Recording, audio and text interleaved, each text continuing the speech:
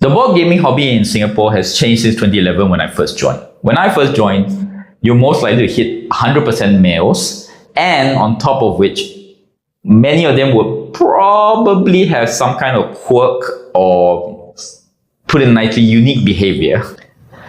Compared to now, where the hobby has exploded since the pandemic especially, and now when you go to a meetup, you're more likely to meet just normal people. In fact, the quirky people will be more outliers than anything else. So I thought I'd just record in chronological order some of the quirky people I met.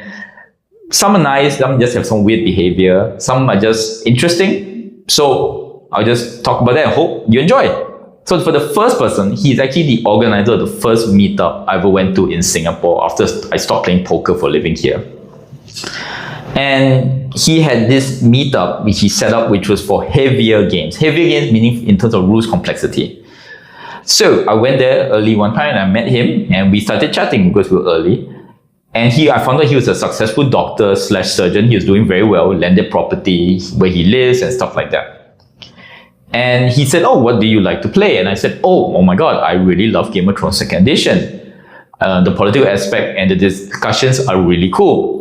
And then he just goes, I hate that game. I'll never forget that. And then I go like, oh, okay. We all don't have to like the same games. I'm just wondering, why do you not like it? And basically he then goes on a rant, an impassionate rant. And at the end I was like, okay, sure. I guess we all like different games, understandable. To each his own, I guess. And then he goes, oh, on top of it, you know what I did with that game? I was like, what? I took it and I threw it out on my second floor. He basically lives in a house, basically. And I remember looking at him and going like, yeah, but then that would mean you have to clean up what you threw out onto your floor. He's like, oh, don't worry. But as you can tell, he's very opinionated, basically. Not horribly so, but definitely you can tell that this was not a person you might want to discuss sensitive topics with. So, but of course I'm not there to do that, I'm here to play games.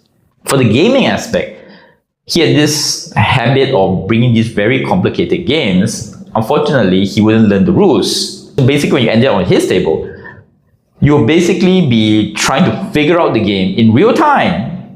And by the time you all kind of figure it out, I read the word kind of, you have like 1 or 2 turns and then the game will have to be packed up. This game's almost never finished. It got so bad that I won't lie, I did avoid him more because back then, like I said, every other person was a bit quirky, but I just avoided him because I didn't want to go all the way there and not even finish a game.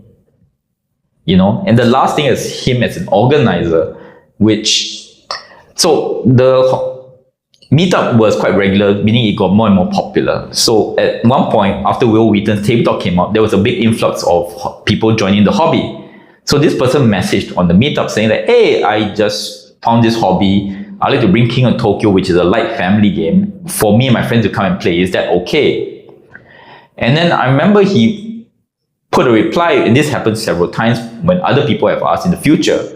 He would put along the lines of, well, you can come, but it is encouraged that people will come delve into the deeper side of the rules of this hobby.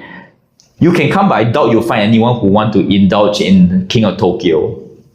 You say something like that, and it just felt like, firstly, you could say it so much better, and don't you want more people to come so that you can slowly build them up maybe into more heavier games?